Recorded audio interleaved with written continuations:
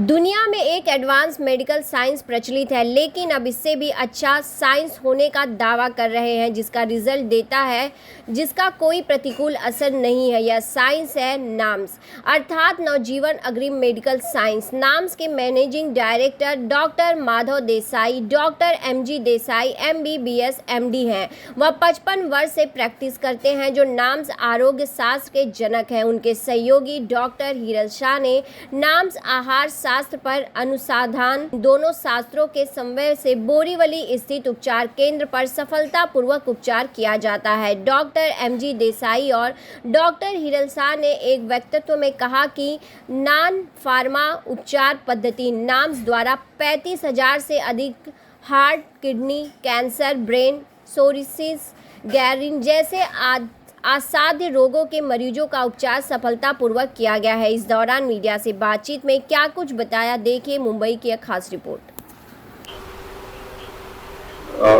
वैसे मेरा डॉक्टरी तो रेगुलरली, जैसे कि मैं पास हो गया MBBS 1973 में, और उसके बाद में 5.5 साल का MD था, तो उसके वजह मैंने इंडोर मतलब रेसिडेंशियल MD किया, वो 3.5 साल में हो गया। और उसके अंदर एक बार सर्जरी करके छोड़ दिया और एक बार दूसरा कोर्स किया। दोनों कोर्स पसंद है। लास्ट में हमने प्रिवेंटिव में ज्यादा ध्यान डाला और प्रिवेंटिव में पूरा कर दिया। फिर उसके साथ में रिसर्च चालू कर दिया। उसके पहले ही हमने मेडिसिन में रिसर्च चालू कर दिया, क्योंकि MBBS होने के बाद में पहले 3 साल में हमें काफी सारे अनुभव ऐसे आए कि रिजल्ट्स कुछ खास पेशेंट को समाधान संतोष नहीं देते। इसके लिए हमने उसके जगह पे कि इसमें और कुछ कर सकते हैं, कुछ चेंजेस कर सकते हैं कि जिससे रिजल्ट परमानेंट रिजल्ट आ जाए। डायबिटीज हमेशा के लिए जाएगा कि नहीं, जाना चाहिए।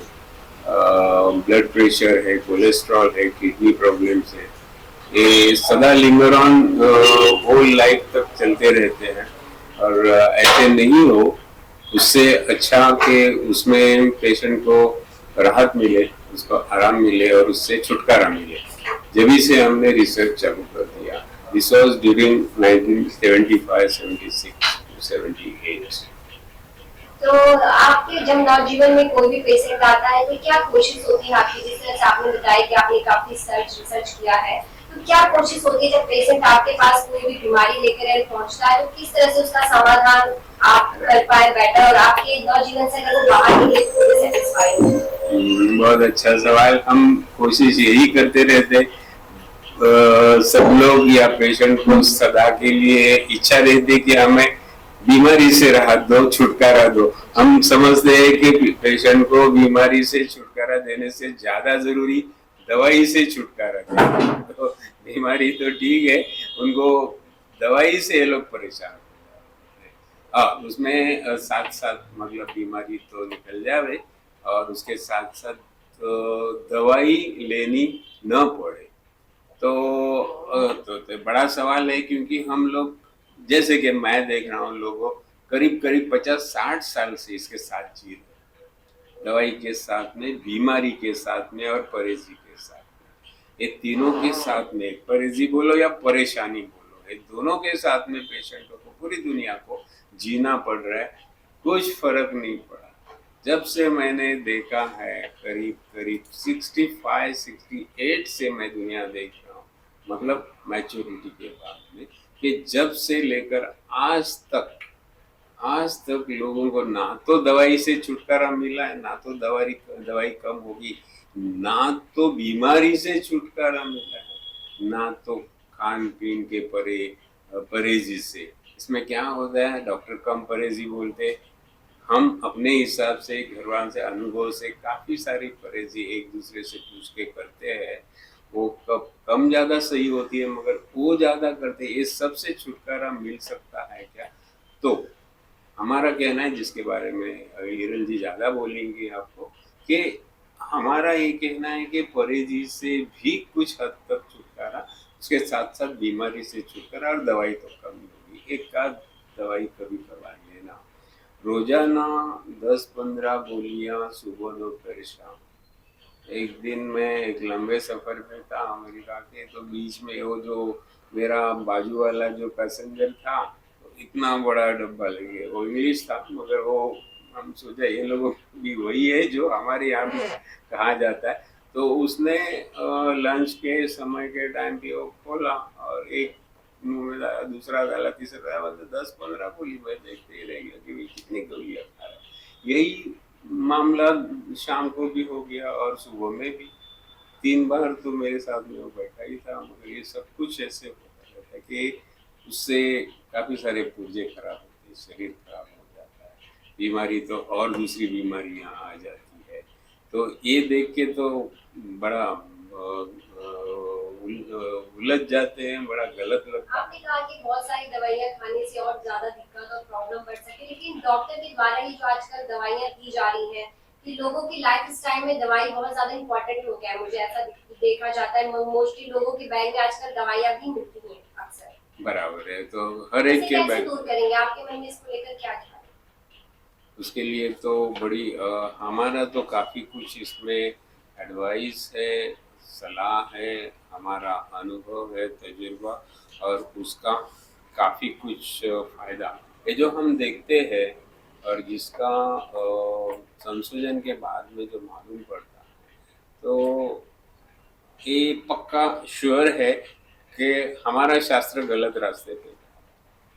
तो गलत शास्त्र पे मतलब रिसर्च अच्छे, मगर वो सब केमिकल रिसर्च है, पूरे के पूरे केमिकल रिसर्च है, जो और ज़्यादा वो नज़दीक में कुछ समय में काफ़ी सारा असर देते हैं, उसके बाद में वो बहुत सारा नुकसान कर देते हैं।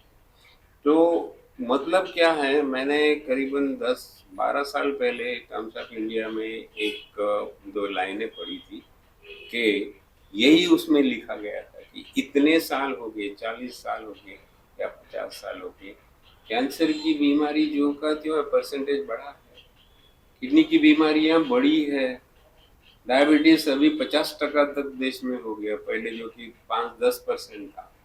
तो मतलब क्या इन्होंने ये सब लिखा और लास्ट में लिखा था, does it mean we have to look back whether we are on right track in medicine. मतलब कोई तो ज्ञानी था जिसने इसका सही स्टडी किया।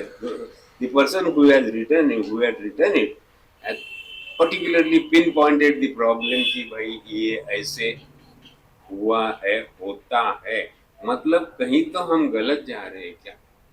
अगर इसमें कोई पेशेंट की तादाद कम नहीं होती, दवाई कम नहीं होती, तो 2 साल पहले हमने सुना कि एक बड़े नामची, उसमें 100 करोड़ की एक मशीन, ऐसे मशीनें लाई गई। तो मैं दिल में कहता रहा कि भाई ये मशीन से कितने कैंसर पेशेंट कम होने वाले हैं। तो ये मशीन की कोई कीमत नहीं, लोग कुछ भी करके पेमेंट दे देते, पैसा दे। जीवन कैंसर से कैसे लड़ता है? अगर पेशेंट आते हैं कैंसर, तो उनसे लड़ने के लिए क्या कुछ डिफरेंट है, क्या कुछ है जिससे जीवन, अगर नवजीवन की बात करें तो डिफरेंट कुछ मेडिसिन या फिर ट्रीटमेंट इसलिए करता है? हमने खाली इसका रूप रंग बदला है, दवाई है। हमारे रूप रंग में क्या क्या आता है कि इसमें दवा में केमिकल की मात्रा जीरो कर दी, करीब करीब zero, maybe 0.5%, sometimes in some of the medicine, not all. एक आध दो दवा में 0.5%, 1% मिलेगी आपको, उसके अलावा मिलेगी नहीं। दैट इज मेजर अचीवमेंट कि जिससे किडनी विडनी पे बुरा असर नहीं होगा, वो एक मामला हो गया। उसके साथ साथ केमिकल तो बंद कर दिया, इसकी दवाई की क्वांटिटी कम होती है। तो हम करीब करीब हर महीने में फ्रेश दवाई बना के पेशेंट को, कुछ इज क्वाइट प्रैक्टिकल। ऐसे ज़रूरी नहीं कि 2 साल की है। अभी आपने क्रोसिन बाजार से लाई तो एक पैकेट लाया और उसका एक्सपायरी 2-2.5 साल, वो 2.5 साल एक्सपायरी, या तो उसको टिकाने के लिए उसमें इतनी सारी केमिकल डाली जाती है कि वो शरीर के लिए काफ़ी सारी नुकसानदायक रहती है, वो कम कर दी हमने। उसकी मात्रा कम कर दी है, जैसे कि 1 या 2 गोली दिन में 3 या 4 बार, उसके जगह पे हमारी एक मात्रा हफ्ते में 2 बार, हफ्ते में 3 बार, शुरुआत में डेली, बाद में हफ्ते में 2 बार, बाद में 1 बार, उसके बाद में वो मात्रा 3 महीने में 1 बार, 6 महीने में 1 बार और साल में 1 बार। अगर ऐसी दवाई हो तो अंदर कोई केमिकल जमा नहीं रहेगा, जो कि आप कुछ भी करें, एक क्रोसिन या डोलो आपने लिया तो करीब करीब मरते दम तक उसका केमिकल शरीर में ही रहे। तो ये सब कम करने की नवजीवन ने काफ़ी सारी प्रोग्रेस कर दी है। तो जाहिर है कि खर्चा कम होता है, लाइफ बढ़ जाता है, डिपेंडेंसी बढ़ जाएगा, वो कम हो जाती है। ये सब कुछ उसमें, ये सब फायदे उसमें होते। और बीमारी की प्रोग्रेस तो मतलब सहन करने लायक बीमारी होती है। रिया जी, आप कब से नवजीवन के साथ जुड़ी है और आपको कैसा एक्सपीरियंस रहा है? क्योंकि जब कोई भी पेशेंट सुनता है कि कैंसर जैसी बीमारी है तो कहीं ना कहीं वो हार सी मान जाते हैं, तो आप किस तरह से उन्हें ठीक करने के साथ साथ एक उन्हें प्रोत्साहन और एक हौसला दे पाता है नवजीवन? देखिए, नवजीवन जो है मेरे लिए ब्लेसिंग है। डॉक्टर साहब का तो ब्लेसिंग यही है। मैंने मेरे जीवन में शुरुआत रिसर्च से ही की। मैं पहले फाइजर में थी रिसर्च में, और रिसर्च पर्सन या तो क्लिनिकल रिसर्च की वजह से क्या हुआ कि एक सिंपल सा एग्जांपल देती हूँ आपको। कुछ सालों पहले इसी कंपनी के अंदर मेरे हाथ में एक पेपर आया था, वर्ल्ड हेल्थ ऑर्गेनाइजेशन का था। उसमें सिंपल सा हिंदी में मैं बताती हूँ, उसकी एक लाइन में आपको पता चलेगा। उसमें दिया था कि अगर किसी व्यक्ति को अपने जीवन में 100 प्रकार के अलग अलग रोग होते हैं तो उसमें से एक रोग ऐसा रहता है जो बाहर से अंदर आता है। बस उतना सा एक स्टेटमेंट था।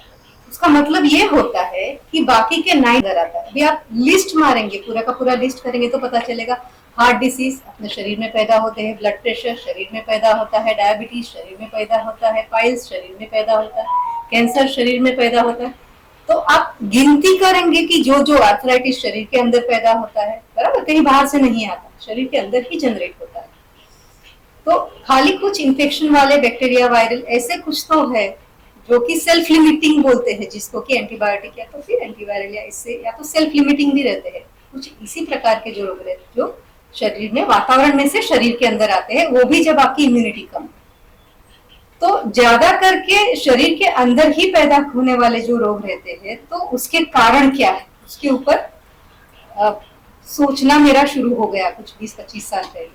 उसके बाद में एक 17-18 साल से मैं नवजीवन में हूँ डॉक्टर साहब के साथ। तो यहाँ पर वो मेरे जो सारे क्वेश्चन थे कि क्यों हो रहा है, रोग क्यों होते हैं, हार्ट डिसीज क्यों होता है, बीपी क्यों होता है, वो प्रकार के जो मेरे सवाल थे वो बहुत आसानी से, बहुत अच्छी तरह से मुझे समझ में आना शुरू हो गया।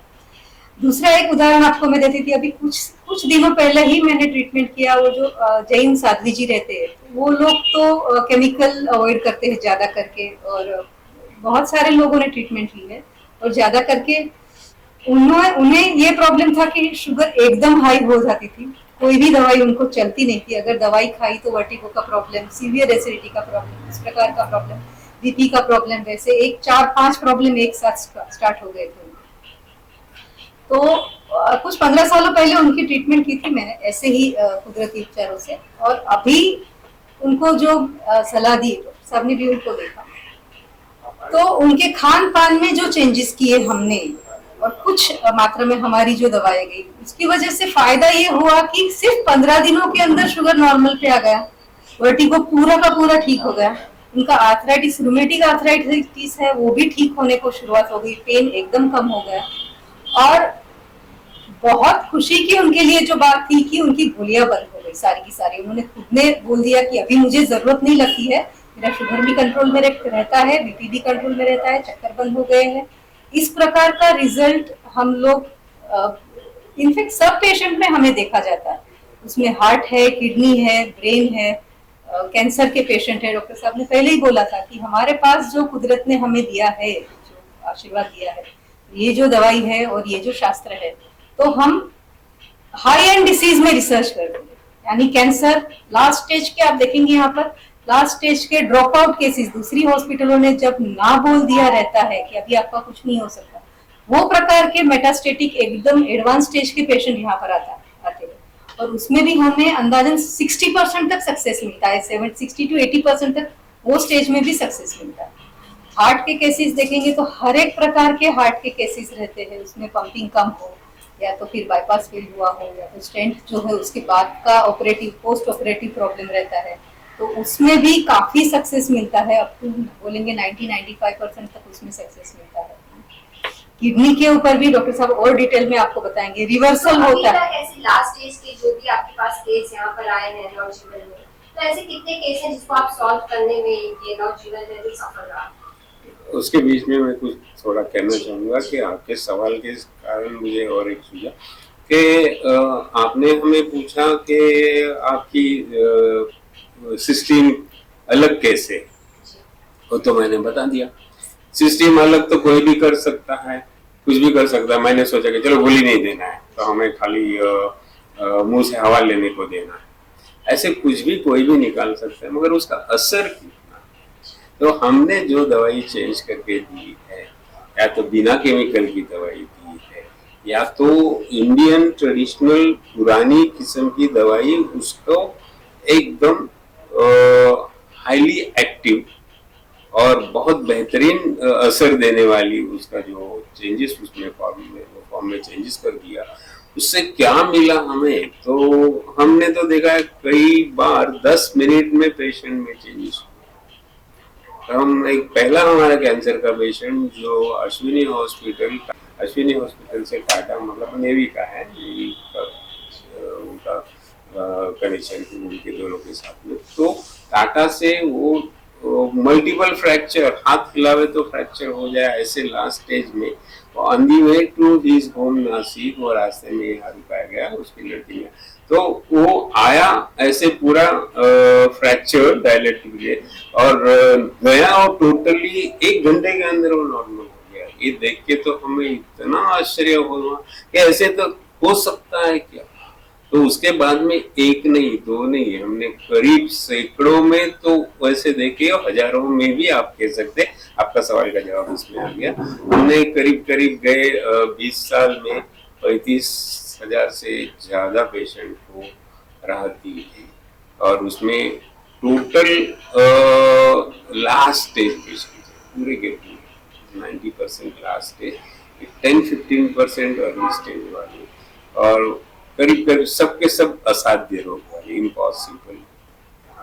तो जिस तरह से आपने कहा इतने लोग, इतनी बड़ी मात्रा में लोगों को आपने ठीक किया है, जिनके पास लास्ट रास्ता नहीं था वो यहाँ पर आके उन्हें रास्ता मिला। तो अब कैंसर के ऐसे बहुत से पीड़ित हैं जिन्हें कोई रास्ता नहीं नजर आता है, ऐसे कई रास्ता नहीं, तो उनके लिए किस तरह से नवजीवन तैयार है? अगर वो आते हैं तो क्या आपकी इतनी टीम डॉक्टर सब अवेलेबल है कि उनके लिए आप तैयार होंगे? क्योंकि आप आज यहाँ पर आप बोल रहे, क्या पता आपके पास ऐसे बहुत सारे निराश लोग हो जो यहाँ पहुंचे। हाँ, वो बात तो बिल्कुल सही है। थोड़ा सा आपका सवाल का मैं स्वरूप चेंज करके जवाब दूंगा कि इसका क्या फायदा है और फायदा क्यों नहीं उठाते, और अगर इतनी अच्छी दवाई है तो वो इतनी पॉपुलर क्यों नहीं है। ये सवाल आपका